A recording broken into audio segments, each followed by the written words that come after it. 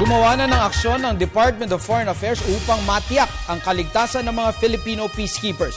Ito upang di na maulit ang dinanas ng 21 Pilipino peacekeepers ng mga Syrian rebels sa Golan Heights. May report si Aya Macalma. Matapos dukutin ng 21 sundalong peacekeeper sa Golan Heights kamakailan, nagbigay ng liham si Ambassador Libran Cabactulan sa United Nations Security Council na dapat gumawa ng paraan ang United Nations upang masiguro ang kaligtasan at seguridad ng bawat peacekeeper sa Golan Heights. Ito upang masiguro na malayong makakagalaw ang bawat peacekeepers para magawa ang kanilang obligasyon at commitment sa ilalim ng international law. We are concerned about the safety and the security of our peacekeepers all over the world, and that we are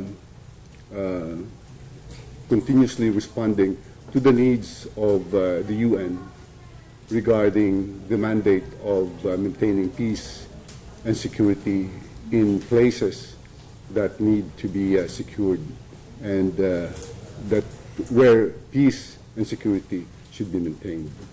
Ayon kay Assistant Secretary Raul Hernandez, sila ay umaasa na gagawa ng bagong measures ang United Nations upang maiwasan ang mga ganitong insidente nang sa gayon magawa ng mga peacekeepers ang kanilang mandato. I think what we are expecting from them, I think it's maybe a particular steps and measures that they will have to undertake in order to make sure and ensure that all peacekeepers are well protected, and also that their security and their safety are made a priority.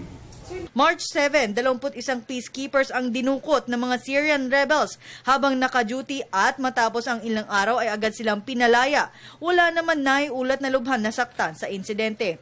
Para sa Telebisyon ng Bayan, Aya Macalma.